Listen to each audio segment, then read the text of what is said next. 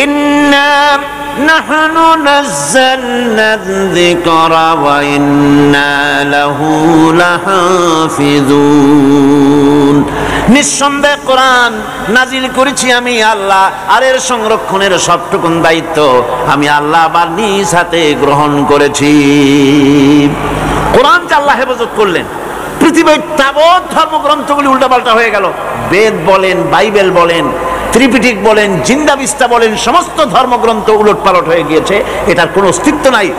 Bible সম্পর্কে challenge করা হয়েছে গোটা বিশ্বকে। বর্তমান যুগে যে বাইবেল আছে, এই বাইবেলের ভেতরে আল্লাহর একটা ওয়ার্ড নাই, সব পাদ্রীদের বানানো শব্দ দিয়ে ভরে গেছে বাইবেল।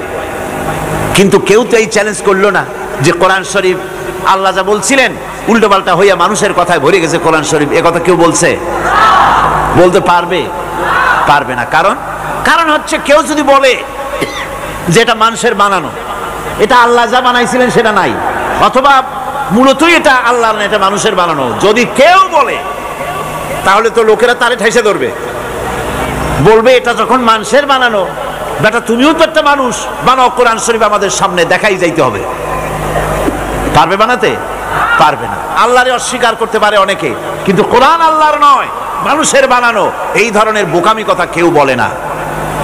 কোরআন যে আল্লাহ হেফাজত করলেন, তার মধ্যে যত উপকরণ আল্লাহ পাক ব্যবহার করেছেন, কোরআন হেফাজতের জন্য যতগুলি ব্যবস্থা আল্লাহ পাক নিয়েছেন, তার মধ্যে অন্যতম ব্যবস্থা হচ্ছে এই যে কোরআনে কারীমকে ভিন্ন কোনো ভাষায় পড়া যাবে না। বোঝার জন্য, আমি আবার বলি, বোঝার জন্য যে কোনো ভাষার আশ্রয় নেওয়া যাবে, কিন্তু তেলাওয়াত করার জন্য অন্য কোনো ভাষার আশ্রয় গ্রহণ করা যাবে না।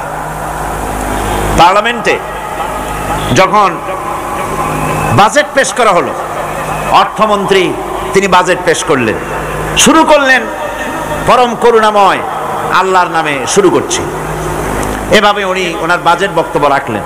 বাজেটের উপরে আলোচনার সময় বরাদ্দ হলো ৩৯ ঘন্টা।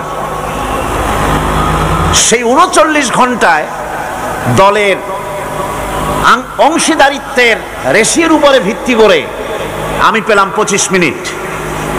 এই 25 মিনিট বাজেটের আলোচনায় আমি বললাম, মাননীয় অর্থমন্ত্রী একজন মুসলমান মানুষ, উনি কেন পরম করুণাময় আল্লাহর নামে শুরু করছি বললেন, উনি বিসমিল্লাহির রহমানির রহিম বলতে পারলেন না কেন?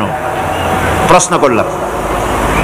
আমি আলোচনা অগ্রগামী হলাম, আমি বলতে থাকলাম। আমি বললাম, অনুবাদ যদি করতে হয় তাহলে তো অনেক কিছুর অনুবাদই করা প্রয়োজন।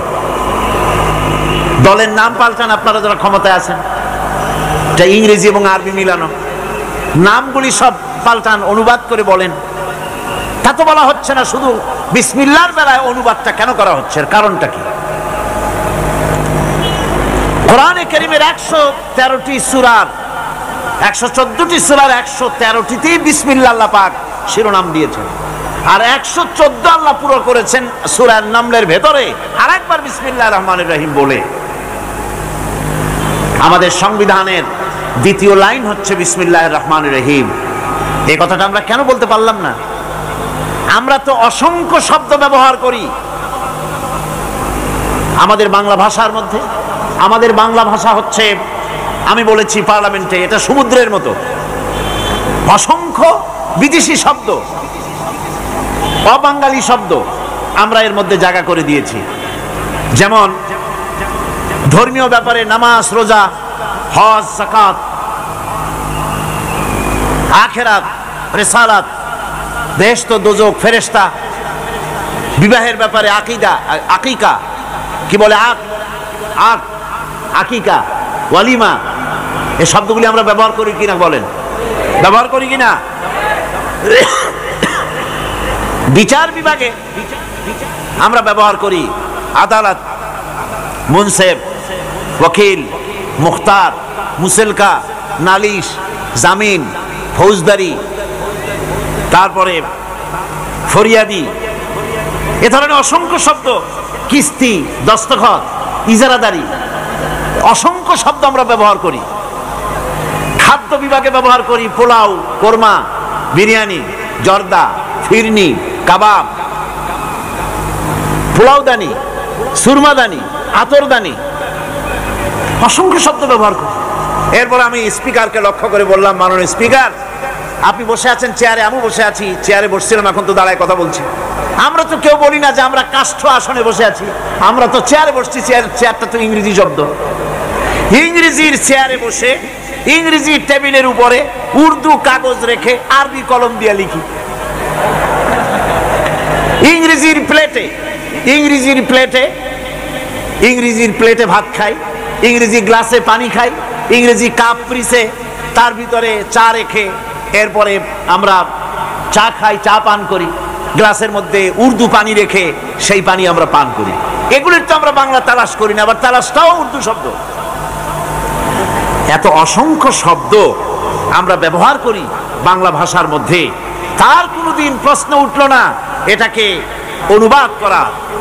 অথচ আমরা আজ দুর্ভাগ্যজনক সত্য যে বিসমিল্লাহির রহমানির রহিম বুক ফুলায় বলতে পারছি না, এক শ্রেণীর লোকেরা বলতে পারছি না।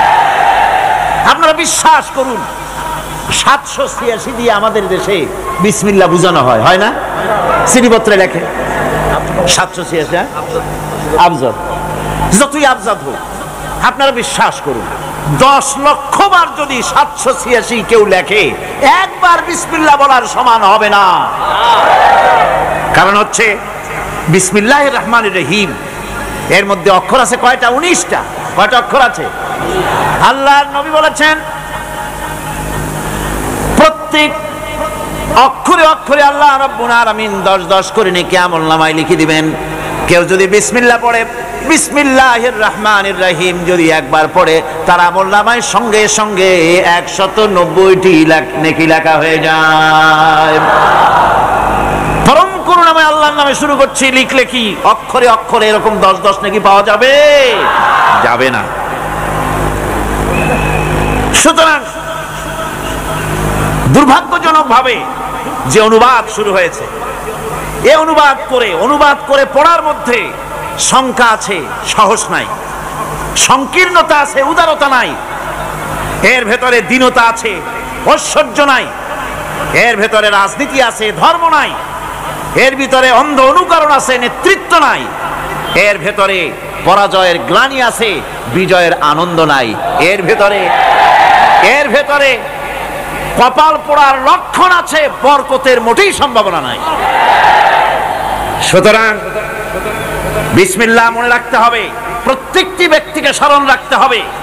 বিসমিল্লাহর আমদানি এদেশে কোন নেতা নেত্রীর বদৌলতে আমদানি হয়নি। বিসমিল্লাহ আমদানি করেছেন আল্লাহ রাব্বুল ইজ্জাতুল জালাল। বিসমিল্লাহ হচ্ছে গোটা জাতির মুসলিম উম্মত কলিজার সাথে জড়িত বিসমিল্লাহির রহমানির রহিম। সুতরাং স্পষ্ট করে বলতে হবে, সকলে পড়েন বিসমিল্লাহির রহমানির রহিম। এক্ষুনি আমার আপনাদের সকলের আমলনামায় 190টি করে লেখি আমলনামায় লেখা হয়ে গেছে, আলহামদুলিল্লাহ ভাইরা আমার। সুতরাং বিসমিল্লাহ হচ্ছে কোন মুফাসসিরিন লিখেছেন গোটা কোরআন শরীফে যা আছে সূরা ফাতিহায় তাই আছে, আবার সূরা ফাতিহা যা আছে সবটা বিসমিল্লাহির রহমানির রহিমের ভিতরে আছে। এই যেন ছোট্ট একটি ঝিনুকের মধ্যে 7টি মহাসমুদ্রকে আল্লাহ পাক প্রবেশ করিয়ে দিয়েছেন। সুবহানাল্লাহ ওয়া বিহামদিহি। আল্লাহ পাকের কি সুন্দর 3টি নামের মধ্যে। আল্লাহ, কি নাম আছে এর মধ্যে? আল্লাহ, নাম আছে রহমান, নাম আছে রহিম। কেবলমাত্র হতভাগ্য যারা, তারাই জনসমক্ষে এসে আল্লাহ পাকের এই সুন্দর নামটি উচ্চারণ করতে পারে না। কেবলমাত্র হতভাগ্য যারা বক্তৃতার শুরুতে সালামু আলাইকুম ওয়া রাহমাতুল্লাহ আলাই, আসসালামু আলাইকুম ওয়া রাহমাতুল্লাহ এ কথা বলতে পারে না। সৌভাগ্যবানদের পক্ষেই সম্ভব। সুতরাং গোটা জাতিকে আল্লাহ পাক সৌভাগ্য দানে ধন্য করুন, আমরা বলি আমিন। অপরাধ শয়তান করেছে, অপরাধ আদম আলাইহিস সালামও করেছে। একজন অপরাধ করে শয়তান হয়ে গেল, আর একজন অপরাধ করে আল্লাহর পয়গম্বর হয়ে গেলেন। সুবহানাল্লাহ বলবেন না কেন? কারণ হলো শয়তান বুদ্ধিজীবী বুদ্ধির আশ্রয় নিল। আদম আলাইহিস সালাম তিনি বুদ্ধির আশ্রয় নেন নাই, তিনি আকলের, তার জ্ঞানের কাছে তিনি আশ্রয় নিয়েছেন। অর্থাৎ তিনি চিন্তা করতেছিলেন যে আল্লাহ পাক আমাকে নিষেধ করলেন একটা গাছের কাছে যেতে, আমিও গেলাম, বউও গেল, যা নিষেধ করলেন সেটা করলাম। এখন যদি আল্লাহ আমারে প্রশ্ন করেন যে আমার হুকুম অমান্য করলা কেন, কি জবাব দেব? আদম আলাইহিস সালাম জবাব খুঁজে পাচ্ছিলেন না। কিন্তু আমি ওই আয়াত তেলাওয়াত করার পর সর্বপ্রথম সেই ছাত্র জীবনে আমি চিন্তা করলাম জবাব তো একটা দিতে উনি পারতেন। ছাত্র মানুষের মধ্যে তো নানান চিন্তা আসে, তা আমার চিন্তা আসলে উনি একটা জবাব তো দিতে পারতেন, আমাদের আবাল বাসার একটা জবাব তো দিতে পারতেন, এই যে আল্লাহ পাক সবই ঠিক আছে, অপরাধ আমি করেছি, ভুল আমি করেছি, কিন্তু আমার এটা জানতে ইচ্ছে হয় জান্নাতের সমস্ত নাজ নেয়ামত আমার জন্য তুমি জায়েজ করে দিলা, যে গাছটার কাছে যাওয়া যাবে না, ফল খাওয়া যাবে না, এরকম একটা গাছ জান্নাতের মধ্যে বানাইয়া আমারই বিপদে ভালাইলা কেন? এরকম একটা জবাব তিনি দিতে পারতেন, কিন্তু তিনি দেন নাই। কারণ তিনি বুঝতে পেরেছেন মহাশক্তিধর আকাশ আর জমিনের মালিক আল্লাহ রাব্বুল আলামিনের সামনে আর্গুমেন্ট চলে না, তার সামনে আর্গুমেন্ট চলে না, সারেন্ডার চলে, আত্মসমর্পণ করা চলে। হযরত আদম আলাইহিস সালাম কোন আর্গুমেন্টের কাছে গেলেন না, কেঁদে কেঁদে অস্থির হয়ে যাচ্ছেন। আল্লাহ রাব্বুল আলামিন যখন প্রশ্ন করবেন, আদম রে আমার হুকুম ভাঙলি কেন, অমান্য করলি কেন, কি জবাব দেব? আর ঠিক সেই মুহূর্তেই রব্বুল আলামিন প্রশ্ন করলেন, আদম রে আমার হুকুম অমান্য করলে কেন?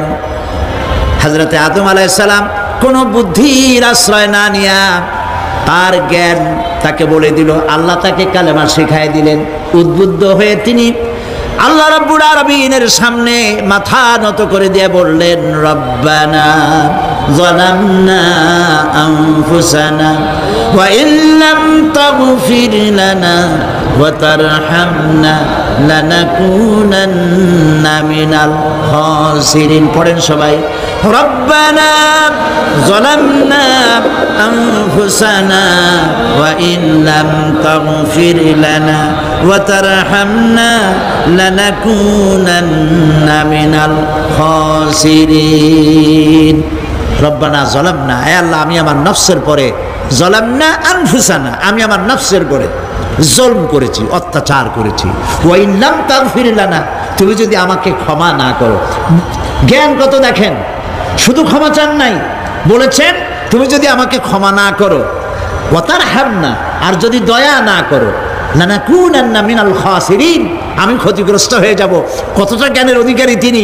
তিনি এটা বললেন না যে শুধু মাফ করে দাও, শুধু মাফ করলে হবে না, মাফও করা লাগবে, আর আগে যেমন দয়া করতে সেটাও করা লাগবে।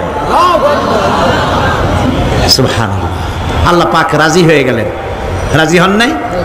আল্লাহ রাব্বুল আলামিন হযরত আদম আলাইহিস সালামকে শুধু ক্ষমা করলেন না, ক্ষমাও করলেন, আর নবীর মর্যাদা দিয়ে আল্লাহ রাব্বুল আলামিন দুনিয়ায় পাঠাইয়া দিলেন।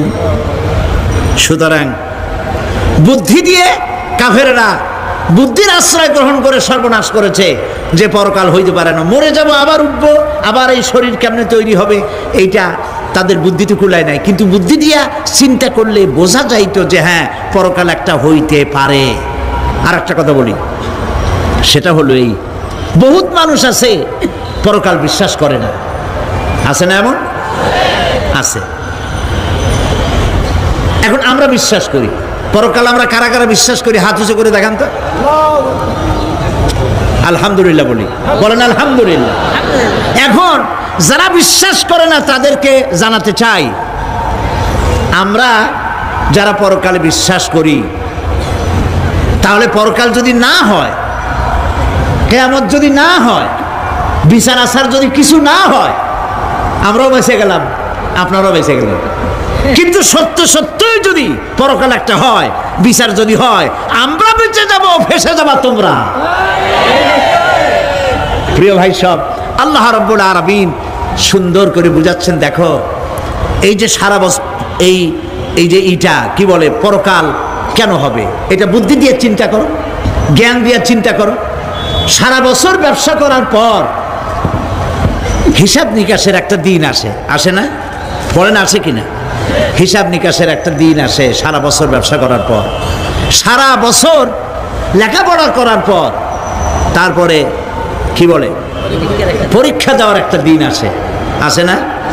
তো সারা জীবন আপনি এখানে কাজবাজ করবেন, এখানে আপনি ভালো করলেন মন্দ করলেন, এর কোনো জবাব হবে না, বিচার হবে না। এটা পাগলে চিন্তা করতে পারে, আর পাগলেরা চিন্তা করে বলেই তারা বলে পাগলেরই এটা কথা, মাটির পুতুল যেমনে নাচায় তেমনি নাচি, পুতুলের কি দোষ? মরিয়া দেখেন, এই গান যারা বিশ্বাস করে মরিয়া দেখেন অবস্থাটা কি হয়। ফেরেশতারা আসা ধোপায় যেমন কাপড় আশ্রায়, ওই রকম ঠ্যাং ধরিয়া কবরের মধ্যে আশ্রাবে আর বলবে যেমনে আশ্রায় তেমনি আশ্রাই, ফেরেশতার কি দোষ? কাজে এই পৃথিবী শেষ কথা নয়, মৃত্যু অবধারিত, মরা লাগবে না। এবার দেখেন আল্লাহ কি বলেন, আল্লাযী খালাকাল মাউতা ওয়াল হায়াতা লিয়াবলুয়াকুম আইয়ুকুম আহসানু আমালা। আল্লাহ পাক বলছেন আমি মৃত্যু আর জীবন সৃষ্টি করেছি। কেন করেছি? লক্ষ্য করুন, লিয়াবলুয়াকুম, যাতে করে আমি তোমাদেরকে পরীক্ষা করে নিতে পারি। কি ব্যাপারে? আইয়ুকুম আহসানু আমালা, আমলের দিক থেকে, নেক কাজের মধ্য থেকে, ভালো কাজ এবং খারাপ কাজের মধ্য থেকে, আইয়ুকুম আহসানু আমালা, ভালো কাজের দিক থেকে তোমাদের মধ্যে কে উত্তম, কে ভালো মানুষ, এইটার পরীক্ষা নেওয়ার জন্য আমি মৃত্যু আর জন্মের সৃষ্টি করেছি। প্রিয় ভাই সব খুব লক্ষ্য করুন, জন্ম আর মৃত্যু, জন্ম হলে মৃত্যু হবেই, না হবে না? এই যে একটা ডিউরেশন, একটি সময়, এই সময়টা হলো পরীক্ষার সময়। আমরা যারা পড়াশোনা করেছি, আপনারা পড়াশোনা করেছেন নিশ্চয়ই, কলেজে অথবা হাই স্কুল অথবা মাদ্রাসায় প্রতি বছর একটা করে পরীক্ষা আসে, আসে না পরীক্ষা? এই পরীক্ষার ডিউরেশন কত সময়? 3 ঘন্টা। কয় ঘন্টা বলে? 3 ঘন্টা। এই 3 ঘন্টা পরীক্ষা দিতে গিয়ে আপনারা কি কোনো ছাত্রকে দেখেছেন যে প্রশ্নপত্র সামনে নিয়ে গল্প করতেছে, প্রশ্নপত্র সামনে নিয়ে তাস খেলে, জুয়া খেলে, আর একদিকে তাকায় থাকে? প্রতিটি মুহূর্ত সে কাজে লাগাচ্ছে, প্রতি মুহূর্ত কাজে লাগাচ্ছে। 3 ঘন্টা পুরা হওয়ার 2 ঘন্টার মধ্যে পরীক্ষা তার শেষ হয়ে গেছে, কিন্তু সে চলে যাচ্ছে না, বাকি আরো 1 ঘন্টা আধা ঘন্টা রিভাইজ করতেছে। সে যা যা পরীক্ষা দিয়েছিল প্রশ্ন অনুযায়ী জবাবগুলি ঠিক হয়েছে কিনা সে মিলাই দেখে। কারণ কি? কারণ হলো এই পরীক্ষা যদি ফেল করি, বাপ মায়ের কষ্ট করা পয়সাগুলি বিফলে চলে যাবে, আমি চাকরি পাবো না, আমার জীবনটা 1 বছরের জন্য নষ্ট হয়ে যাবে। এই জন্য সে এত খাটাখাটনি করে পরীক্ষায় ভালো ফল করার জন্য সে পরীক্ষা দেয়, এবং পরীক্ষার রেজাল্ট এই পৃথিবীতেই হয়। ঠিক কিনা বলে? খাতা দেখতে যতদিন লাগে তারপরে পরীক্ষা হয়। খুব লক্ষ্য করুন, আমাদেরও একটা পরীক্ষা চলতেছে এই পৃথিবীতে, সকলে। ওইটা শিক্ষাঙ্গনের পরীক্ষা, এটা জীবনের পরীক্ষা। এই যে ওর পরীক্ষার ডিউরেশন, সময়কাল 3 ঘন্টা, আর আমাদের পরীক্ষার, সমস্ত মানুষের পরীক্ষার সময়কাল হলো জন্ম থেকে শুরু করে মৃত্যু পর্যন্ত। এর মধ্যে বালেগ হওয়া পর্যন্ত সময়টা কনসিডারেবল, ক্ষমার যোগ্য। 15 বছর 12 বছর বালেগ হইতে যে কয় বছর লাগছে, এইটা যা করছেন যা বলছেন সব মাপ। কিন্তু বালেগ হওয়ার পরের থেকে নিয়ে মৃত্যু পর্যন্ত যা যা করবেন সমস্ত কাজের হিসাব আল্লাহর কাছে দিতে হবে। একটা প্রশ্ন করি আপনাদের কাছে, রাগ করবেন না তো? বলবেন যে কথা বলতে তো আপনি আসছেন, আমাদের দিয়ে খাটান কেন? এরকম চিন্তা করবেন না তো? প্রশ্নটা হচ্ছে, বলেন তো দেখি, পৃথিবীর মধ্যে সবচাইতে মূল্যবান জিনিস, দামি জিনিস কোনটা? হ্যাঁ, ইখতিলাফ হয়ে গিয়েছে, ইখতিলাফ হয়েছে। কেউ বলেছে যৌবন, কেউ বলেছে কোরআন, কেউ বলেছে ইসলাম। আর যারা বেশি বুদ্ধি রাখে তারা খামোশ, তারা কথা বলে নাই। কোনটা কইয়া কোন জ্বালা চুপ করে থাকাই ভালো। সব থেকে মূল্যবান জিনিসের নাম সময়। সব থেকে মূল্যবান জিনিসের নাম কি? এবার বলেন, এই পৃথিবীর মানুষ সব থেকে অপচয় করে কোন জিনিসে? সময়। সময়ের অপচয় আমরা যা করি। আমি সেদিন পুলিশ লাইনে আমার একটা বক্তব্য ছিল, কয়েক হাজার পুলিশ ছিল সেখানে জুমার দিন। আমি বলছিলাম জুমার আগে তাদের সামনে, আজ আপনাদেরকে বলি, বাড়িতে আজকে রাত্রে ক্যালকুলেটর না থাকে যদি কাগজ কলম হাতে নেন। জীবনের 15 বছর বাদ দেন, এখন আপনার বয়স এখন যা, এই বয়সে প্রতিদিন ওই যৌবন প্রাপ্তির পর থেকে নিয়ে এই পর্যন্ত প্রতিদিন টেলিভিশনের সামনে নাটক দেখার জন্য, সিনেমা দেখার জন্য, ন্যাশনাল জিওগ্রাফি দেখার জন্য, ডিসকভারি দেখার জন্য, স্পোর্টস দেখার জন্য প্রতিদিন কয়েক ঘন্টা টিভির সামনে আপনি বসেন।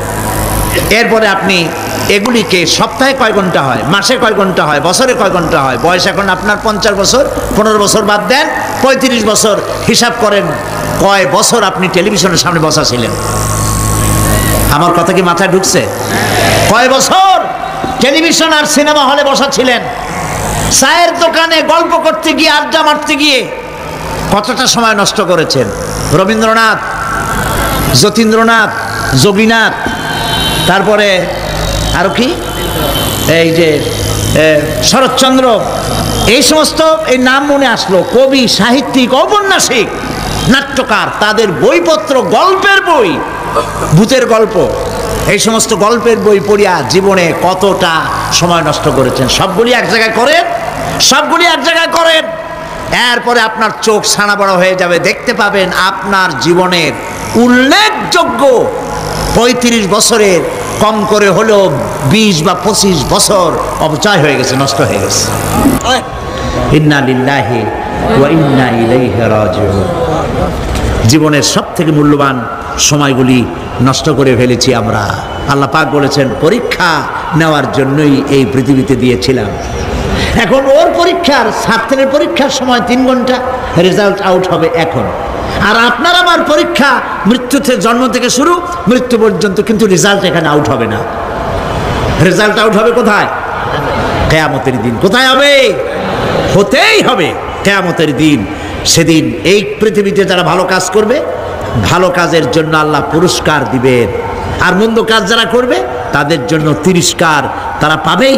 এই জন্য বিচার, কিয়ামত হওয়া, বিচার হওয়া, এটা বিবেকের দাবি, এটা জ্ঞানের দাবি। যারা বুদ্ধিজীবী দাবি করে, কপাল পোড়া, এরা এটা বোঝে না, এদের মাথার মধ্যে এটা ঢোকে না। ঠিক কিনা বলে? প্রিয় ভাই সব, কিয়ামত হবে এবং কিয়ামতে আল্লাহর দরবারে আমাদের সকলকে উঠতে হবে, এতে কোনো সন্দেহের অবকাশ নেই। এবার দেখেন আল্লাহ পাক এবার যুক্তি দিয়ে বুঝাচ্ছেন। সুবহানাল্লাহ বলেন। তোমরা যারা বলো যে মরে যাব, পচে যাব, মাটির সাথে মিশে যাব, আবার জিন্দা হব কেমনে? আল্লাহ বলে, কেমনে জিন্দা হবা বুঝাই। সুবহানাল্লাহ বলেন। আল্লাহ রাব্বুল আলামিন বলেন, আল্লাহুল্লাযী আরসালার রিয়াহা ফাতুসিরু সাহাবা فسقناه إلى بلد ميت فأحيينا به الأرض بعد موتها كذلك النشور। আল্লাহ পাক বলেন, লক্ষ্য করে দেখো, সমুদ্রের লবণাক্ত পানিগুলি বাষ্পীয় আকারে মেঘমালায় পরিণত করে দেই, আর বাতাসকে হুকুম করি মেঘটাকে টেনে নিয়ে যাও অমুক জায়গায়। আল্লাহ যেখানে বৃষ্টি দিতে চান, বাতাস মেঘকে ঠেলে নিয়ে সেখানে নিয়ে আসে, বৃষ্টির পানিগুলি পড়ল। আল্লাহ পাক বলেন, আকাশের সেই বৃষ্টির পানি দিয়া মরা জমিনকে আমি জিন্দা করে দিলাম। ফাআহিয়ানা বিহিল আরদা বাদা মাউতিহা, এই মৃত্যু জমিনকে আমি জিন্দা করলাম। সেখানে তুমি বীজ বপন করলে, সেই বীজগুলি, বীজের মাথা ফাটাইয়া চারাগুলি কে বের করে দিল? মাটির আস্তরণ, মাটির আস্তরণের মধ্যে কদুর বিচি, লাউর বিচি। আপনারা কদু কন না লাউ বলেন? যেটাই হোক, বুঝলেই হইল, কদু অথবা লাউ একই কথা। অথবা যে কোনো শাক সবজি, উদ্ভিদ, এর চারা, এর বীজ মাটিতে দেওয়া হলো, মাটিটা ফেটে চারা, যে পাতা দুটো বেরিয়ে আসলো, এই পাতা কি শক্ত না নরম? তাহলে মাটিটা ফাটাইয়া পাতা দুটো বাইর করে দিল কে? সুবহানাল্লাহ বলে। মরা জমিন থেকে, মরা জমিনে বৃষ্টির পানি দিয়ে জমিনটাকে জিন্দা করে তার ভিতর থেকে আমি এভাবে করে জিন্দা করি, উদ্ভিদগুলিকে জিন্দা করে দেই। ঠিক একইভাবে কাযালিকান নুশুর, এইভাবে করে কিয়ামতে তোমাদেরকে উঠানো হবে। সুবহানাল্লাহ। লাল শাক দেখছেন? লাল শাক খান না আপনারা? বিচিগুলো ছোট ছোট বিচিগুলি ছড়ায় দেন, দেখবেন কয়েকদিনের মধ্যে মাটির থেকে সব উদ্গত হয়ে যাবে। আল্লাহ পাক এই পৃথিবীতে আমাদের সৃষ্টি করেছিলেন, কবরের মধ্যে আমরা চলে যাব। সে কবর কি, হাসর কি ইত্যাদি বলবো ইনশাআল্লাহ ধীরে ধীরে। তো মাটির ভিতর থেকে এই গাছগুলি, চারাগুলি যেভাবে উদ্গত হয়, আল্লাহ পাক বলছেন এইভাবে করে আমি তোমাদেরকে জিন্দা করব, আবার উঠাবো, এতে কোনো সন্দেহ নাই। সুবহানাল্লাহ। রব্বুল আলামিন দৃষ্টান্ত দিয়ে বুঝাচ্ছেন, আলাম ইয়াকুন নুতফাতাম মিন মানিয়্যিন ইউমনা সুম্মা কানা আলাকাতান ফাখালাকা ফাসাওয়া ফাজআলা মিনহু যাওজাইনি যাকারা ওয়াল উনসা। আল্লাহ পাক বলেন, মানুষকে নিকৃষ্টতম মাতৃগর্ভে নিক্ষিপ্ত এক ফোঁটা পানি ছিল না, আমি তার থেকে আকার আকৃতি দিয়ে সুগঠিত করে মানুষের আকার দান করেছি। আর মায়ের পেটের ভিতরে আমি নারী আর পুরুষ বানাইছি, কন্যা সন্তান এবং পুত্র সন্তান বানাইছি। সুবহানাল্লাহ। এখন মানুষে কয় যে আমরাও পারি। এই যে ক্লোনিং সিস্টেম একটা শুরু হয়েছে, শুনছেন আপনারা? কথা না কইলে বুঝি কি? ক্লোনিং পদ্ধতি। এটি ক্লোনিং পদ্ধতি বিজ্ঞানীরা যারাই কাজটা করতেছে, তারা বিশ্ব সভ্যতাকে বিনষ্ট করার একটি মারাত্মক কাজে তারা হাত দিয়েছে। ক্লোনিং পদ্ধতিতে যে যা কিছু তৈরি হয়, এর আগে ভেড়ার বাচ্চা হয়েছে, ছাগলের বাচ্চা বানাইছে, সেগুলি তার মায়ের মতোই হয়েছে অথবা পিতার মতো হয়েছে। পিতার ডিএনএ নিয়ে একটা পুরুষ জাতীয় জন্তুর ডিএনএ অথবা স্ত্রী জাতীয় একটি জন্তুর ডিএনএ নিয়ে তারপরে বিশেষ প্রক্রিয়ার মাধ্যমে সন্তান, এই বাচ্চা উৎপাদনের ব্যবস্থা তারা শুরু করেছে পশু দিয়ে। এরপরে মানুষ এভাবে করা যায় কিনা সেই চিন্তা তারা করেছে। ইতিমধ্যে নাকি দুটো বাচ্চা হয়েছে, এটা সত্য না মিথ্যা এখনো যাচাই করা যায় নাই। কিন্তু পশুর থেকে যেগুলো হয়েছে সবগুলি রোগ নিয়ে আসছে পৃথিবীতে, গেল এক নম্বর কথা। দুই নম্বরে ডিএনএর মাধ্যমে যে মানব শিশু পয়দা হয় তার সবগুলি তার মায়ের অনুকরণে হয়। একেবারে অবিকল মায়ের চেহারা নিয়ে আসতেছে, অবিকল পিতার চেহারা নিয়ে আসতেছে। চিন্তা করুন, এই মেয়ে যখন বয়সপ্রাপ্ত হবে তখন তার পিতা কি করে বুঝবে তার বউ কোনটা আর মেয়ে কোনটা? কথা শুনতেছেন?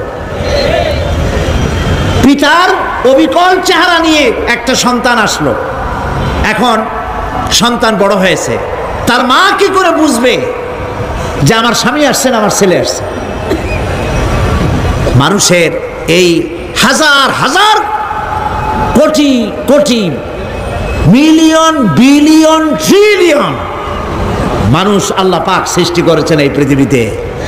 একটা মানুষের চেহারার সাথে আর একটা মানুষের মিল না, গলার আওয়াজেরও মিল নাই। যতই নকল করার চেষ্টা করুক একজন আর একজনের, ধরা পড়েই। ঠিক কিনা কন? ধরা পড়বেই। গলার আওয়াজের যদি মিল থাকতো কি হইতো? এই যে মাহফিলে আসছেন আপনার ওয়াজ শুনতে, বউ আছে বাড়ি, আপনার অবিকল আপনার আওয়াজের মতো একজন, গলার আওয়াজ ঠিক একই রকম, আপনার ঘরের দরজা কাছে যেয়ে বলতো, শুনছো আমি আসছি, দরজা খুলে দাও। তারপর দরজা খুললে কি হইতো চিন্তা করেন? সুবহানাল্লাহ বলবেন না? সুতরাং ক্লোনিং পদ্ধতিতে যারা মানুষ বানাবার চেষ্টা করছে, বিশ্ব সভ্যতাকে ধ্বংস করার জন্য, নৈতিকতার বাঁধকে ভেঙে দিয়ে পৃথিবীকে জেনা ব্যভিচারের একটি বিশাল একটি জাহান্নামে পরিণত করার জন্য তারা এই চেষ্টা চালাচ্ছে।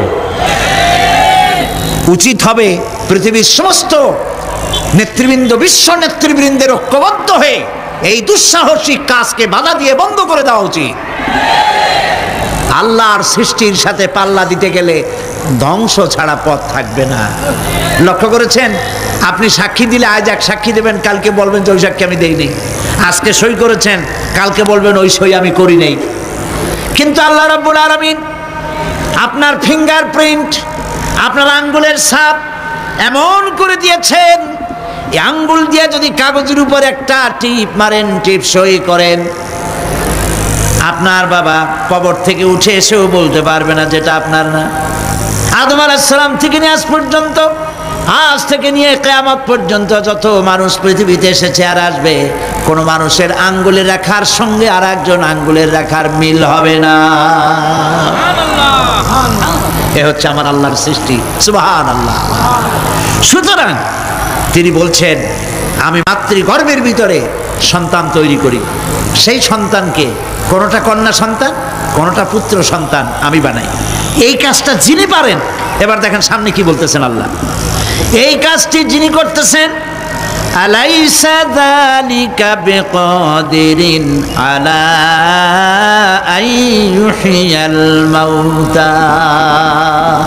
এত বড় কাজ যিনি সম্পাদন করেছেন, এক ফোঁটা নাপাক পানি, এক ফোঁটা নিকৃষ্ট গান্দা পানি যা শরীর থেকে নির্গত হলে পরে গোসল ফরজ হয়ে যায়, এমন এক ফোঁটা পানি দিয়ে তোমার জন্মের উৎপত্তি করেছি, আকার দিলাম, হাত দিলাম, পাও দিলাম, চোখ দিলাম, সুন্দর করে বানালাম, তারপরে পৃথিবীতে পাঠালাম।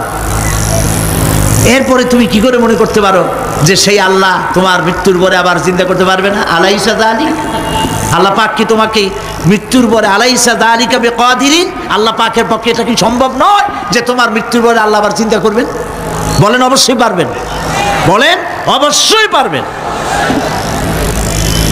প্রিয় ভাই সব, আল্লাহ পাক এরপরে বলছেন, ইয়া আইয়ুহান নাসু ইন কুনতুম ফি রাইবিম মিনাল বা'সি ফাইন্না খালাকনাকুম মিন তুরাব। হে মানব সকল, যদি সন্দেহ হয় যে আমি তোমাদের পরকাল সম্পর্কে, যদি পুনরুত্থান সম্পর্কে যদি তোমাদের সন্দেহ হয়, জানা থাকা উচিত আমি তোমাদেরকে মাটি দিয়ে সৃষ্টি করেছি, মাটির উপকরণ দিয়ে সৃষ্টি করেছি। এই মাটির সাথে মিশে যাবা, আবার উঠানো হবে। মাটিতে কবরের মধ্যে মুর্দা রাখার সময় কি বলি আমরা? মিনহা খালাকনাকুম ওয়া ফিহা নুঈদুকুম। পড়েন সবাই, মিনহা খালাকনাকুম ওয়া ফিহা নুঈদুকুম ওয়া মিনহা নুখরিজুকুম তারাতান উখরা। মাতৃগর্ভের ভিতরে মানুষকে আল্লাহ রাব্বুল আলামিন হাত, পাও, চক্ষু, কর্ণ, নাসিকা দিয়ে সুন্দর করে মায়ের পেটের ভিতরে বানায়া এই পৃথিবীতে আল্লাহ পাক পাঠায় দেন। আর আল্লাহ পাক বলেন, সুম্মা নুখরিজুকুম তিফলা, বাচ্চার আকারে মায়ের পেট থেকে বের করে দিলাম। যে আল্লাহ রাব্বুল আলামিন এইভাবে করে তোমাদেরকে সৃষ্টি করেন। যালিকা বিআন্নাল্লাহা হুয়াল হক। জেনে রাখো, এসব কিছু এই জন্যই ঘটে যেহেতু আল্লাহ রাব্বুল আলামিন, আল্লাহ তাআলা মহাসত্য, তিনি যা বলেন তাও সত্য, তার কথার মধ্যে কোনো রকমের বৈপরীত্য নাই। ব্যারোমিটার যন্ত্র আছে, যে যন্ত্রের মাধ্যমে আবহাওয়া মাপা হয়, বৃষ্টি হবে কি হবে না, ঝড় হবে কি হবে না, জলোচ্ছ্বাস হবে কি হবে না, এগুলি ব্যারোমিটার যন্ত্র দিয়া, আবহাওয়া মাপা যন্ত্র দিয়ে তারা মাপে। কিন্তু আপনারা কি কখনো শুনেছেন যে রেডিও টেলিভিশনে বলা হয়েছে সন্দ্বীপ, কুতুবদিয়া, হাতিয়া, সেন্ট মার্টিন এবং বাঁশখালী, আর কি কোন দু একটার নাম, কক্সবাজার, পতেঙ্গা ইত্যাদির উপর দিয়ে 280 মাইল স্পিডে ঝোড়ো হাওয়া প্রবাহিত হবে। আগামীকাল 30 ফিট উঁচু হয়ে জলোচ্ছ্বাস হবে, এরকম কথা বলে কেউ? কি বলে? হইতে পারে, হইতে পারে, বজ্রসহ বৃষ্টিপাত হতে পারে। এবার কোরআন শরীফ দেখুন তো, কোরআন শরীফে কোথাও আছে পরকাল হইলেও হইতে পারে, কবর আযাব এটাও হয়তো হইতে পারে, জান্নাত আর জাহান্নাম থাকতেও পারে, এরকম কথা আছে? সব কথা ডাইরেক্ট, কোনো কথার ভিতরে কোনো রকমের বৈপরীত্য নাই। আল্লাহ রাব্বুল আলামিন বলেছেন ইযাস সামাউ ফাতারাত, আকাশ সমূহ যখন বিদীর্ণ হয়ে যাবে, ওয়া ইযাল কাওয়াকিবু তাসারাত, আর যখন তারকা সমূহ বিক্ষিপ্ত হয়ে পড়বে, ওয়া ইযাল কুবুর বুসিরাত, আর যখন কবরের ভিতরে যা কিছু আছে সব উদ্গীরণ করে দেওয়া হবে। সমস্ত কথাগুলি ডাইরেক্ট, যালিকা বিআন্নাল্লাহা হুয়াল হক, যেহেতু আল্লাহ মহাসত্য। ওয়া মান আসদাকু মিনাল্লাহি কিলা, আর আল্লাহর চাইতে সত্যবাদী আর কে আছে? বলেন আছে কেউ? সে আল্লাহ রাব্বুল আলামিন বলেন, এত কিছু কাজ এত সুন্দর ব্যবস্থাপনা করে যিনি করেন, ওয়া আন্নাহু ইউহিল মাউতা ওয়া আন্নাহু আলা কুল্লি শাইইন কাদির। সে আল্লাহ রাব্বুল আলামিন তোমাদেরকে তোমাদের মৃত্যুর পরে আবার জিন্দা করবেন, এতে সন্দেহ করার কোনো কারণ নাই। وأن الساعة آتية لا ريب فيها وأن الله يبعث من في القبور। আল্লাহ পাক বলছেন অবশ্যই কিয়ামত আসবে, তাকে কেউ বিন্দুমাত্র এতে কোনো সন্দেহ নাই। আর وأن الله يبعث من في القبور, আর আল্লাহ পাক অবশ্যই কবরে যা কিছু আছে সব বের করে নিয়ে আসবেন। কান্নাহুম জারাদুম মুনতাশির, যেমন আপনারা দেখছেন কিনা এই যে যখন বন্যা বলে, পানি টানি যখন ওঠে, বন্যা নাকি বলে, তুফান, বন্যা ইত্যাদি যখন হওয়ার সম্ভাবনা হয়, তখন মাটি থেকে গ্রাম্য পরিবেশে দেখা যায় মাটি থেকে পোকামাকড়গুলি এভাবে উঠতে থাকে। দেখছেন না? আপনারা দেখছেন কিনা? পাখাওয়ালা পিঁপড়াগুলি এইভাবে সব উঠতে থাকে। কান্নাহুম জারাদুম মুনতাশির, এইভাবে করে পোকামাকড় পতঙ্গগুলি যেভাবে মাটি থেকে উদ্গত হতে থাকে, সমস্ত খবরগুলি থেকে মানুষগুলি এভাবে উদ্গত হয়ে যাবে। তবে হ্যাঁ, আপনারা একটা প্রশ্ন করতে পারেন যে কবর দিয়ে সব উঠবে, কিন্তু যে মানুষের বাঁকে খাইছে তার কি হবে? যে মানুষ আগুনে পড়ে গেছে তার কি হবে? যে নদীর মধ্যে ডুবে গেছে তার কি হবে? যে কুমিরের পেটে চলে গেছে তার কি হবে? এরকম একটা প্রশ্ন আপনারা করতে পারেন। কবর কাকে বলে সেটা আমাদের জানতে হবে। কবর শুধু মাটির গর্তটাকেই কবর বলা হয় না, এটি আলমে বারজাখ, এটি পর্দা, এটা জবনিকা। মৃত্যুর পরের জীবনটাই হলো আলমে আখিরাত পর্যন্ত যাইতে যে জীবনটা লাগে, যে একটি সময় আছে, এই সময়টার নামটাই হলো কবর। সেটা গর্তের মধ্যে হইতে পারে, মাটির মধ্যে, সেটা বাঘের পেটে হতে পারে, সেটা কুমিরের পেটে হতে পারে, সেটা পানিতে পচে যেতে পারে, এটা কোনো বিষয় না। আল্লাহ পাক উঠাতে চাইবেন এবং সমস্ত কিছুকে কিয়ামতের দিন আল্লাহ রাব্বুল আলামিন তার দরবারে হাজির করবে। তাহলে আমরা বুঝতে পারলাম যে কিয়ামত যে হবে এই ব্যাপারে কোনো সন্দেহের অবকাশ নাই। এখন ওই কিয়ামতের দিন আল্লাহ রাব্বুল আলামিন আমাদের বিচার নেবেন, হিসাব করবেন।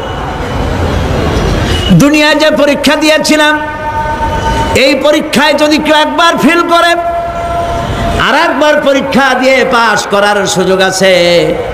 আরো একবার যদি ফেল করে, আবার পরীক্ষা দিয়ে পাশ করার সুযোগ আছে। 10 বার পরীক্ষা দিবেন, 10 বার ফেল করবেন। 100 বার পরীক্ষা দিবেন, 100 বার ফেল করবেন, তারপরেও আবার পরীক্ষা দেওয়ার সুযোগ আছে। কিন্তু কিয়ামতের ময়দানে যদি কোনো মানুষ তার জীবনের পরীক্ষায় যদি ফেল করে, দ্বিতীয়বার পরীক্ষা দিয়া পাশ করার আর কোনো সুযোগ নাই। এই পৃথিবীতে জজ কোর্টে কেউ হেরে গেল, হাইকোর্টে আপিল করার সুযোগ আছে।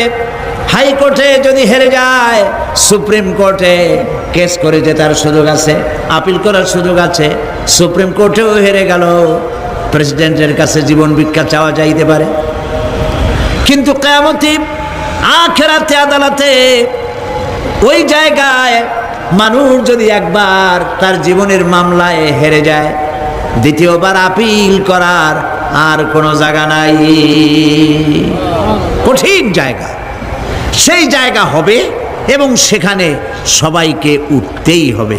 সুতরাং এই যে প্রশ্ন করা হয় যে এই কিয়ামত কবে হবে, এটা বিশ্বাস করি না, হ্যান ত্যান ইত্যাদি, মরলে আবার জিন্দা করবে কে, এইসব প্রশ্নের কোনো দাম নাই। আল্লাহ পাক এই ব্যাপারে আরেকটি কথা বলছেন, ইয়াসআলুনাকা কাআন্নাকা হাফিয়্যুন আনহা কুল ইন্নামা ইলমুহা ইনদাল্লাহ ওয়ালাকিন্না আকসারান নাসি লা ইয়ালামুন। হে নবী, এরা আপনার কাছে এই প্রশ্নটা করে এইভাবে যে কিয়ামত কবে আসবে, মনে হয় যেন আপনি এটা জানেন।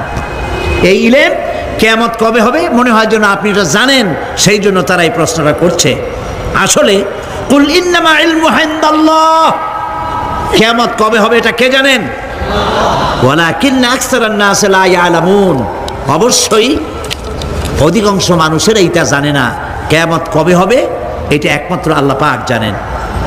পরকালের জীবন যে হবে এতে কোনো সন্দেহ নাই, সেই ব্যাপারে আল্লাহ পাক বলছেন আআনতুম আশাদ্দু খালকান আমিস সামাউ বানাহা। তোমরা যে পুনরুত্থান সম্পর্কে অস্বীকার করো, এবার চিন্তা করো তোমারে বানানো কঠিন না ওই মহা আকাশটা বানানো কঠিন? কোনটা কঠিন বলেন না আপনারা, কোনটা কঠিন?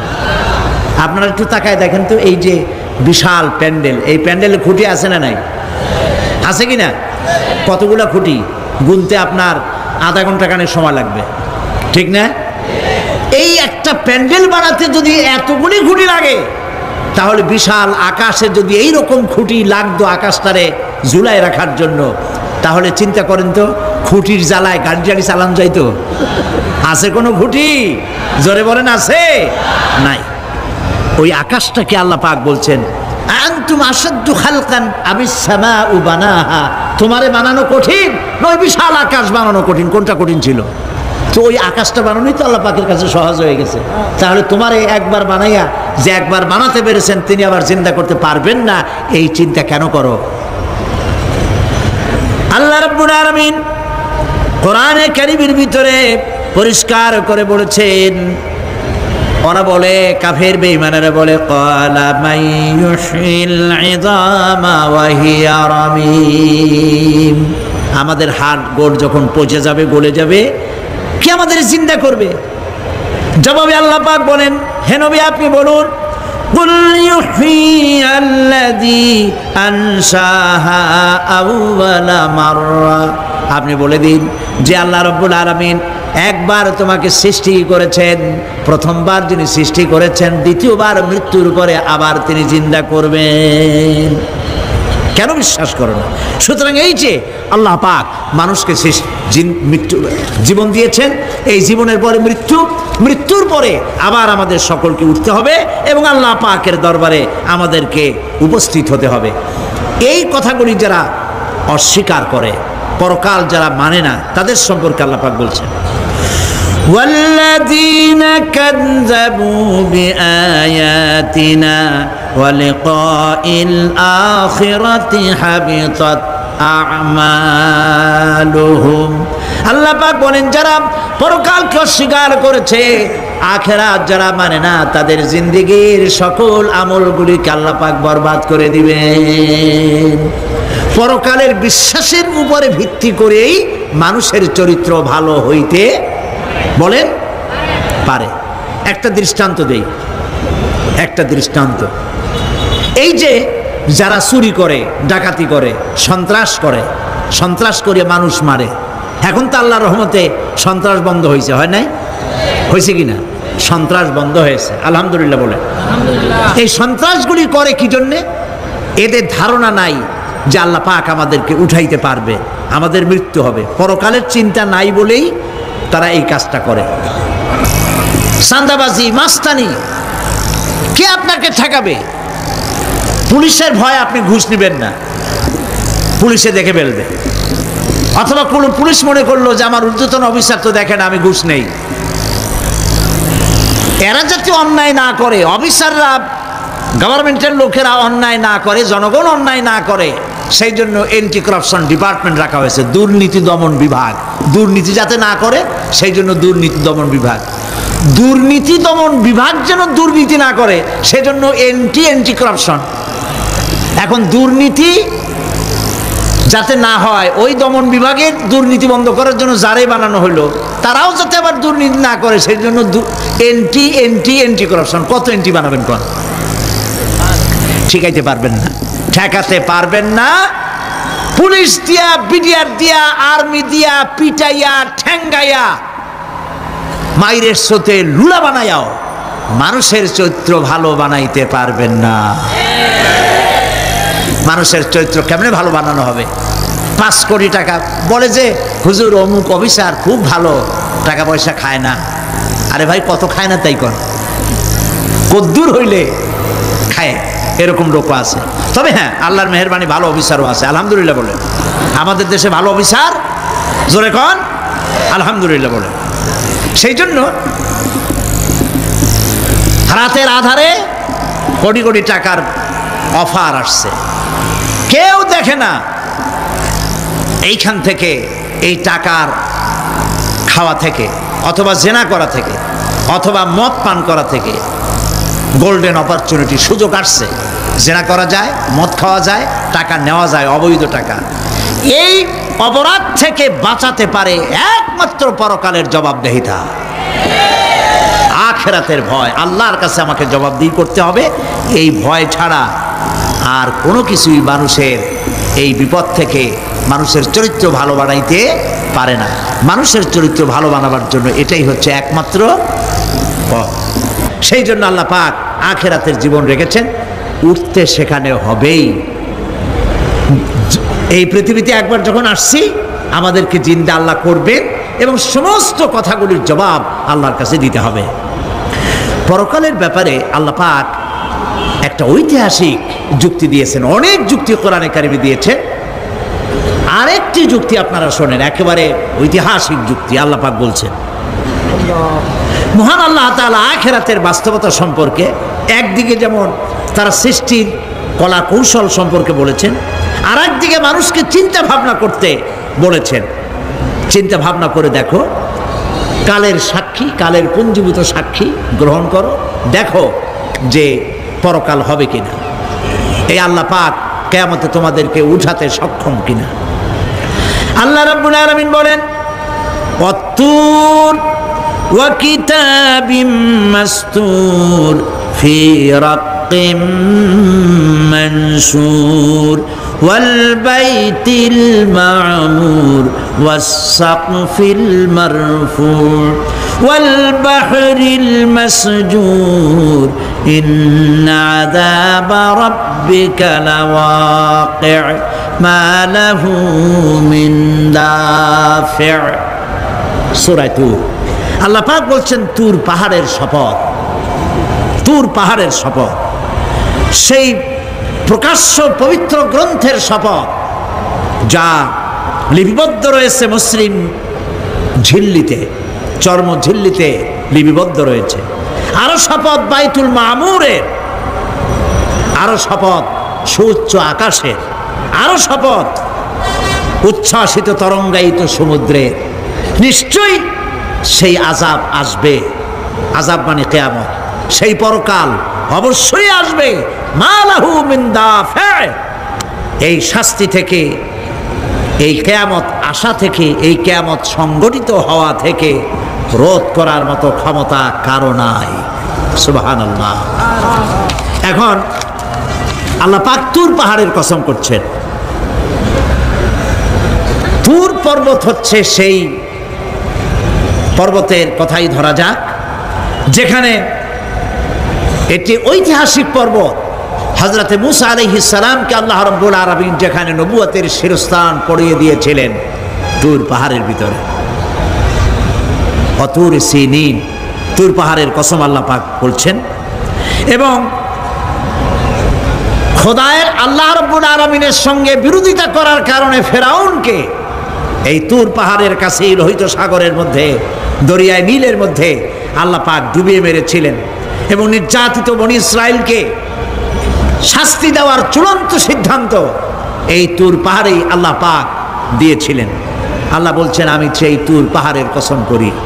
ওয়া কিতাবিম মাসতুর, এবং পবিত্র গ্রন্থের শপথ, যেই গ্রন্থগুলি নাজিল হয়েছে নবীদের উপরে, ইনজিল, তাওরাত, জাবুর, কোরআন, এই কিতাবগুলির কসম করি, সুবহানাল্লাহ। কোরআনের কসম করি, আল্লাহ পাক বলছেন এই কিতাবগুলির কসম করছি। তুর পাহাড়ের কসম করছি, কিতাবগুলির কসম করছি। ওয়াল বাইতুল মামুর, আর বাইতুল মামুরের কসম করছি। সেটা কি? আকাশের প্রত্যেকটি আকাশে একটি করে বাইতুল মামুর আছে। ওই আকাশের ফেরেশতারা এই বাইতুল মামুরকে কেন্দ্র করে আল্লাহ রাব্বুল আলামিনকে সেজদা দেয়। আল্লাহ পাক হযরত আদম আলাইহিস সালামকে বলেছিলেন একটি ঘর বানাও, বাইতুল মামুরের নিচে বানাও। তিনি বললেন আমি তো জানি না বাইতুল মামুর কোথায়। হযরতে জিবরাইলকে পাঠানো হলো। বাইতুল মামুর আকাশের যেখানে আছে ঠিক সেই সোজা বর্তমানে মক্কা শরীফে যে কাবা শরীফ যা আছে অবিকল আল্লাহ পাকের আকাশে বাইতুল মামুর যেখানে, তার সরাসরি নিচেই কাবা শরীফ স্থাপিত হয়েছে। আল্লাহ রাব্বুল আলামিন বলছেন আমি এই বাইতুল মামুরের কসম করছি। এরপরে আল্লাহ পাক বলছেন যে ফেরেশতারা যে বাইতুল মামুরকে তাওয়াফ করে এবং আল্লাহ পাকের ইবাদত করে, সেই বাইতুল মামুরের কসম। ওয়াস-সাকফিল মারফু, সুউচ্চ আকাশের কসম।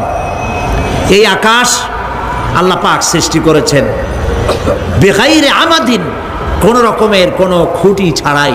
সুবহানাল্লাহ বলি আমরা।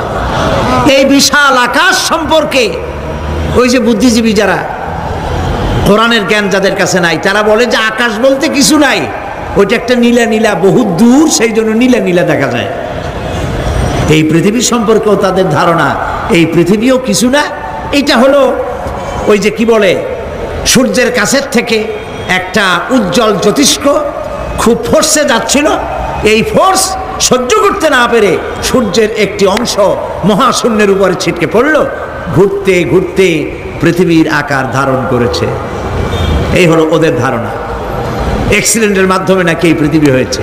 মূল কথা হলো এইভাবে করে যদি কোনো একটা গ্রহ উজ্জ্বল জ্যোতিষ্ক যাওয়ার কারণে পৃথিবী হয়ে থাকে, তাহলে এখন তো পৃথিবীতে মানুষ ধরতেছে না, মানুষ তো অনেক বেশি বেড়ে গেছে, তাহলে আর একটা জ্যোতিষ্ক দয়া করে সূর্যের পাশ দিয়ে যাইয়া আর একটা খণ্ড ফালাই দিয়া আর একটা পৃথিবী বানায় না কেন? প্রিয় ভাই সব, আল্লাহ পাক বলছেন ওয়াস-সাকফিল মারফু, আমি এই বিশাল আকাশের কসম করি। সুবহানাল্লাহ। এরপরে ওয়াল বাহরিল মাসজুর, পৃথিবীতে প্রবাহিত উচ্ছ্বসিত তরঙ্গায়িত সমুদ্র রাজির কসম করি। সুবহানাল্লাহ। আচ্ছা বলেন তো এই পৃথিবী এর নিচে কি? এই পৃথিবীর নিচে কি? এই পৃথিবী মহাশূন্যের উপরে ঘুরছে। লক্ষ্য করেন আল্লাহর কত বড় শক্তি। আটলান্টিক মহাসাগর কোথায় বলতে পারবেন না? এই পৃথিবীতে। আটলান্টিক মহাসাগর কোথায়? এই পৃথিবীতে। আটলান্টিক মহাসাগর, প্রশান্ত মহাসাগর, ভূমধ্য সাগর, যত সাগর আর মহাসাগর সব এই পৃথিবীতে। এই পৃথিবী অসংখ্য পাহাড়, অসংখ্য সমুদ্র আর অসংখ্য মানবরাজি নিয়ে লাটিমের মতো ঘুরতেছে। সুবহানাল্লাহ। মহাশূন্যের উপরে, মহাশূন্যের উপরে লাটিম যেমন ঘোরে পৃথিবী তেমন ঘোরে, অথচ মানুষগুলো ছিটকে পড়ে যায় না, পানিগুলি উড়ে কোথাও পড়ে যায় না। সুবহানাল্লাহ বলতে ইচ্ছে করে না। আল্লাহ রাব্বুল আলামিন সূরা ইয়াসিনের মধ্যে বলেছেন লাশ-শামসু ইয়ানবাগি লাহা আন তুদরিকাল কমারা ওয়ালাল লাইলু সাবিকুন নাহার ওয়া কুল্লুন ফি ফালাকিন ইয়াসবাহুন। সূর্য চন্দ্রের অধিকার নষ্ট করতে পারে না। রাত দুপুরের সময় সূর্য উঠবে না, দিনের দুপুর বেলায় চন্দ্র উদিত হয়ে সূর্যের আলোকে নিষ্প্রভ করতে পারে না। চন্দ্র সূর্যের আগে যেতে পারে না, সূর্য চন্দ্রের আগে যেতে পারে না। কারো গায়ে কারো ধাক্কা লাগে না। অসংখ্য তারকারাজি উড়ে বেড়াতেছে, কারো সাথে কারো কোনো ধাক্কা নাই, কোনো সংঘর্ষ নাই। মহাশূন্যের উপরে সূর্য চন্দ্র যেমন ঘোরে ওয়া কুল্লুন ফি ফালাকি ইয়াসবাহুন। চাঁদ আর সূর্য যেমন ঘোরে, মহাশূন্যে যা আছে তাও ঘোরে, এই পৃথিবীটা মহাশূন্যের উপরে, গোটা পৃথিবী সমস্ত সমুদ্র আর মহাসমুদ্র নিয়ে সব ঘুরতেছে। সুবহানাল্লাহ। ওয়াল বাহরিল মাসজুর, তরঙ্গায়িত উচ্ছ্বসিত সমুদ্র রাজির কসম করি, সমুদ্র সন্দ্বীপ যাওয়ার সময় কেমন অবস্থা হয় যদি তুফানে পড়ে। দাল্লা মান তাদউনা ইল্লা ইয়াহু, সকলের কথা মানুষ ভুলে যায়। মৌজুন কাল জিবাল, পাহাড়ের মতো যখন ঢেউগুলো আসতে থাকে সবাই সব ভুলে যায়, তখন মনে পড়ে শুধু আল্লাহ। কি মনে পড়ে? আল্লাহ। আল্লাহ কত বড়, সমুদ্রের কাছে যাই দেখেন। সুবহানাল্লাহ। এই বিশাল বিশাল সমুদ্র রাজির কসম করছি। এতগুলি কসম করে আল্লাহ পাক কোরআনে কারীমের মধ্যে বলছেন, দেখো এই সব জিনিসগুলি আমি সৃষ্টি করেছি, আর এই জিনিসগুলির কসম করে বলছি সেই পরকাল অবশ্যই অনুষ্ঠিত হবে, সেই আযাব আসবে। কেউ এই পরকাল অনুষ্ঠিত হওয়া থেকে কেউ ফিরাইয়া রাখতে পারবে না। এখন তোমরা প্রশ্ন করতেছো, আল্লাযী ফীহি আল্লাযী হুম ফীহি মুখতালিফুন, এই ব্যাপারে তোমরা ইখতিলাফ করতেছো, মতবিরোধ করতেছো, ঠাট্টা করতেছো, বিদ্রূপ করতেছো। কাল্লা সায়ালামুন, অবশ্যই তোমরা জানতে পারবে। সুম্মা কাল্লা সায়ালামুন, অবশ্যই তোমরা জানতে পারবে সেই পরকাল হবে, এতে কোনো সন্দেহ নাই। সুবহানাল্লাহ। এখন ওই পরকাল কিভাবে হবে, কেমনে অনুষ্ঠিত হবে, সে কথাগুলি আমি আগামীকাল আপনাদের সামনে আলোচনা করব ইনশাআল্লাহ। দাঁড়ানো ভাইরা একটু বসেন, দাঁড়ানো যত ভাইরা আছেন মেহেরবানি করে সবাই বসেন, আর একটু জিকির করেন লা ইলাহা ইল্লাল্লাহ, লা ইলাহা ইল্লাল্লাহ, জোরে পড়েন লা ইলাহা ইল্লাল্লাহ। আলহামদুলিল্লাহ, আজকে প্রথম দিনেই এটি কোরআনে কারীমের তাফসীরের মাহফিলের রওনক, মকবুলিয়াতের একটি নমুনা। আজকে প্রথম দিনেই পাঁচজন, আজকে প্রথম দিনেই পাঁচজন ইসলাম কবুল করার জন্য মঞ্চে এসে হাজির হয়ে গেছেন। আলহামদুলিল্লাহ বলেন। তাদেরকে আমরা ইসলাম কবুল করাবার ব্যবস্থা করছি, আর তারপরে মোনাজাত হবে, আজান হবে, এশার জামাত হবে। এত বড় জামাতের লোক কারো সামলানো উচিত না। নামাজ জামাতে আদায় করে আপনারা যাবেন। দেন কাগজ দেন। আমি একজন একজন করে তোমরা দাঁড়ায় যাবে নাম নিলে। রাখাল চন্দ্র দাস, পিতা যতীন্দ্র চন্দ্র দাস, গ্রাম রাজানগর, আখাউড়া। এর বর্তমান নাম পছন্দ করেছে মোহাম্মদ। কইসে দাঁড়া। ও আচ্ছা। তারপরে গৌরাঙ্গ কুমার ঘোষ, পিতা কাঠিয়া চন্দ্র ঘোষ, ধর্ম হিন্দু, আগের জন্য হিন্দু, আর বাড়ি হলো ভেলাবো, রূপগঞ্জ। বর্তমান নাম পছন্দ করেছে মাহবুবুর রহমান।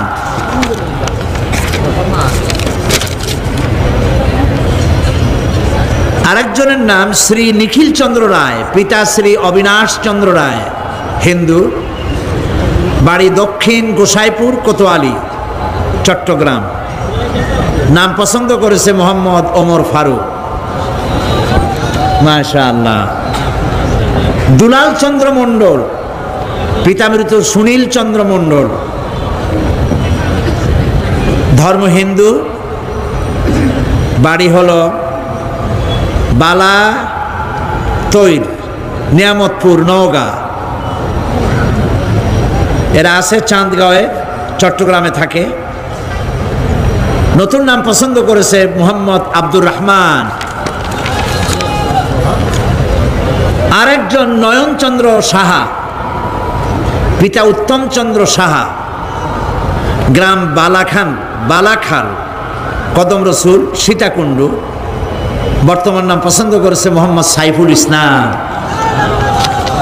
আলহামদুলিল্লাহ। আমরা আলহামদুলিল্লাহ বলি, আমরা তাদেরকে উৎসাহিত করি, জোরে বলি আলহামদুলিল্লাহ। আচ্ছা ভাই, আপনারা দাঁড়াইছেন কেন কন্ত দেখি? একটু পরেই তো দাঁড়াবেন, মোনাজাতের পরেই দাঁড়াইতে পারবেন, নামাজ পড়বেন, আল্লাহর মেহেরবানি। তো দাঁড়ানো হাঁটা, ওনাদেরকে সম্মান দেন। বসেন, আসুন আমার কাছে আসেন, 5 জনই কাছে আসেন।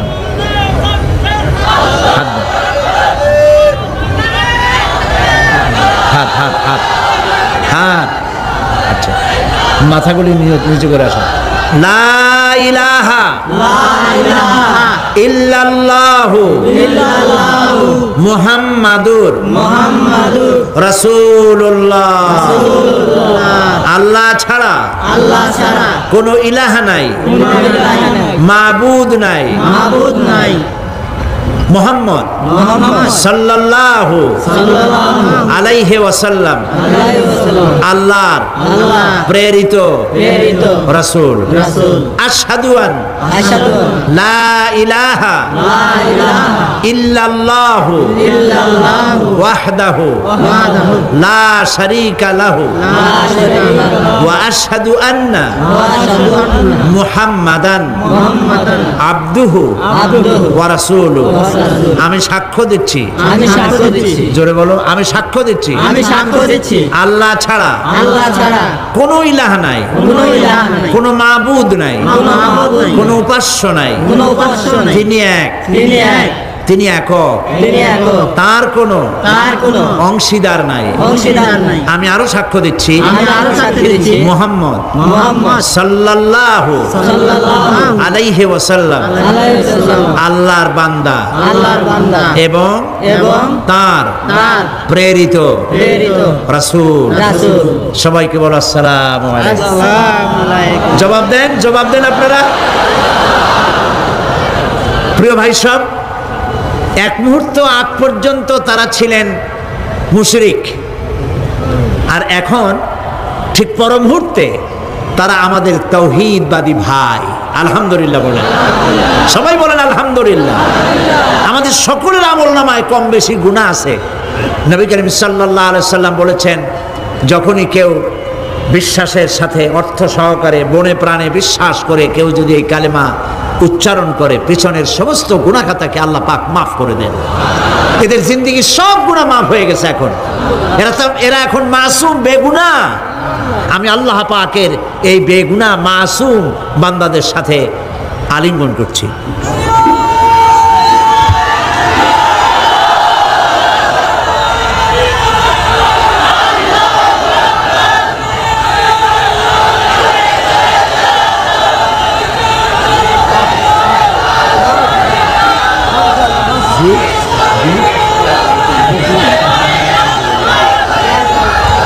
শরীফের যে তাফসীরগুলি আমি এখানে করেছি, আল্লাহ করাইছেন, সেগুলি এখন বিশাল বিশাল বই হয়ে গিয়েছে।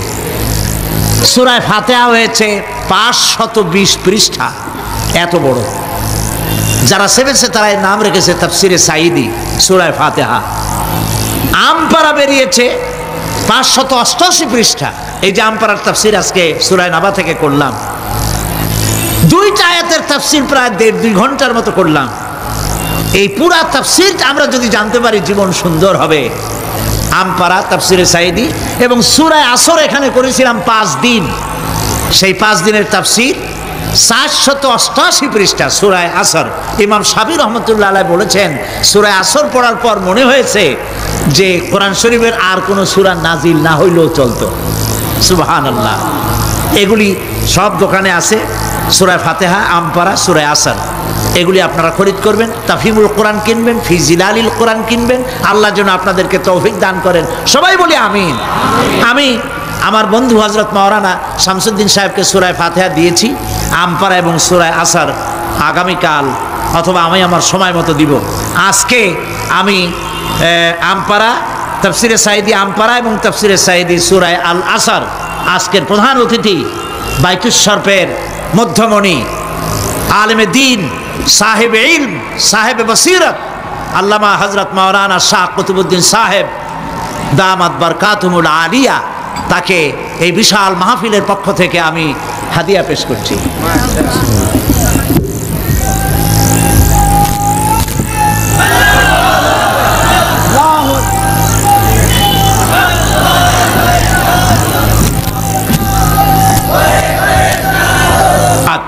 আমরা নামাজ আদায় করব, এশার নামাজ ইনশাআল্লাহ। আল্লাহুম্মা আমিন। রব্বানা লা তুজিগ কুলুবানা বা'দা ইয হাদাইতানা ওয়া হাব লানা মিন লাদুনকা রাহমাতান ইন্নাকা আনতাল ওয়াহ্হাব। হায় আল্লাহ তাআলা, লাখো জনতা আজকের এই প্রথম দিনেই আল্লাহ তাআলা কোরআনের এই মাহফিলে দীর্ঘক্ষণ ধরে তোমার কোরআনের কথা শুনে তোমার দরবারে হাত তুলেছি। দয়া করে মেহেরবানি করে আমাদের জিন্দেগির গুনাহ খাতাকে মাফ করে দাও। আমাদের মা বাপ মুরব্বিয়ান যারা কবরে চলে গেছে, আল্লাহ তাআলা কবরগুলিকে জান্নাতের টুকরায় পরিণত করে দাও। রব্বির হামহুমা কামা রব্বায়ানি সগীরা। পড়েন সবাই, রব্বির হামহুমা কামা রব্বায়ানি সগীরা। হায় আল্লাহ তাআলা, আমাদের এই বিবি বাল বাচ্চা যা দান করেছো সবগুলিকে দিনদার বানাও, ইমানদার বানাও, নামাজি বানাও, পরেজগার বানাইয়া দাও। রব্বুল আলামিন, যেই পরকালের কথা, কিয়ামতের কথা আলোচনা করলাম, সেই কঠিন হাসরের ময়দানে যেদিন পায়ের নিচে হবে তামার মতো মাটি, আর মাথার উপরে প্রকাণ্ড সূর্যের তাপে গুনাহগারের মাথার চান্দি ফেটে গিয়া মগজগুলি গলে গলে নাক কান দিয়ে বেয়ে পড়তে লাগবে। জিহ্বাটা পানির পিপাসায় কুকুরের মতো ঝুলে নাভিস্থল পর্যন্ত পড়ে যাবে। ময়দানে সাড়া পড়বে পানি পানি বলে। আল্লাহ তাআলা ওই দিনে তোমার হাবিবের হাতের কাউসারের পেয়ালা আমাদের নসিব করে দিও। রব্বুল আলামিন, চট্টগ্রাম এই তাফসীরুল কোরআন মাহফিলে যত মানুষ আর্থিকভাবে সাহায্য করেছেন সকলকে আল্লাহ কোরআনের খাদেম বানায়া দাও। আল্লাহ তাআলা 25 লক্ষ টাকার বাজেট করা হয়েছে। আল্লাহ তাআলা সমাজ কল্যাণ পরিষদ যেন ঋণগ্রস্ত না থাকে। তোমার বান্দা বান্দিদের দিলকে আল্লাহ তুমি নরম বানায়া দাও। রব্বুল আলামিন, সারা পৃথিবীতে মুসলমানদের বড় দুর্দিন যেতেছে মাবুদ, তুমি দয়া করে মুসলমানদের প্রতি হেফাজত করো, মুসলমানদের রহম করো। আয় আল্লাহ তাআলা, আয় আল্লাহ তাআলা, তুমি দয়া করে মেহেরবানি করে আমাদের মুসলমানদের উপরে তুমি গুসা করো না, আমাদেরকে তুমি মাফ করে দাও। আহ জাতি হ্যায় ফলক পর রহম লানে কে লিয়ে, আহ জাতি হ্যায় ফলক পর रहम लाने के लिए बादलो हट जा दे दो आह जाने के लिए। रहम कर अपना नाम आईने करम को भूल जा, रहम कर अपना ना आईने करम को भूल जा। हम तुझे भूले हैं लेकिन तू न हमको भूल जा। रब्बुल आलमीन, মা বোনেরা কষ্ট করে মাহফিলে এসেছেন, আল্লাহ তাআলা মা বোনদেরকে এমন আমল করার তৌফিক দাও যাতে করে কিয়ামতের দিন হযরত আয়েশা, হযরত খাদিজার সঙ্গে হাসর নসিব হয়ে যায়। রব্বুল আলামিন, এই মাহফিল বাকি 4 দিন তোমার কুদরতি নিজাম দিয়ে আল্লাহ তুমি পরিচালিত করে দিও। সারা বাংলাদেশের মানুষ বিভিন্ন জায়গা থেকে এই মাহফিল আসে। আল্লাহ তাআলা প্রতিবেশী দেশ থেকে আসে, যারা প্লেনে আসেন অথবা গাড়িতে আসেন, পায়ে হেঁটে আসেন, যিনি যেভাবে আসেন আল্লাহ তাআলা যাতায়াতকে তুমি আসান করে দিও, বিপদ মুক্ত করে দিও, আল্লাহ দুর্ঘটনা মুক্ত করে দিও। যারা বাড়ি ছেড়ে তোমার কথা শুনতে আসে আল্লাহ বাড়িগুলি, ধন সম্পদগুলি তুমি হেফাজত করো। রব্বুল আলামিন, তুমি আমাদের দিলের মধ্যে তোমার মহব্বত পয়দা করে দাও। আল্লাহ পরকালের ভয় পয়দা করে দাও, আখিরাতের জবাবদিহিতার অনুভূতি সৃষ্টি করে দাও। আল্লাহ তাআলা তুমি আমাদের দেশটাকে কবুল করো। আল্লাহ তাআলা তুমি দয়া করে মেহেরবানি করে আমাদেরকে তোমার মকবুল বান্দাদের মধ্যে শামিল করে নাও। আল্লাহুম্মা জাআলনা মিনাত তাওয়াবিন ওয়া জাআলনা মিনাল মুতাতাহহিরিন ওয়া জাআলনা মিন ইবাদিকাস সালিহিন। সুবহান রাব্বিকা রাব্বিল ইজ্জাতি আম্মা ইয়াসিফুন ওয়া সালামুন আলাল মুরসালিন আলহামদুলিল্লাহি রাব্বিল আলামিন ওয়া জাআলা আখিরা কালিমাতিন ইনদাল মাউত লা ইলাহা ইল্লাল্লাহু মুহাম্মাদুর রাসূলুল্লাহ। আসসালামু আলাইকুম ওয়া রাহমাতুল্লাহ।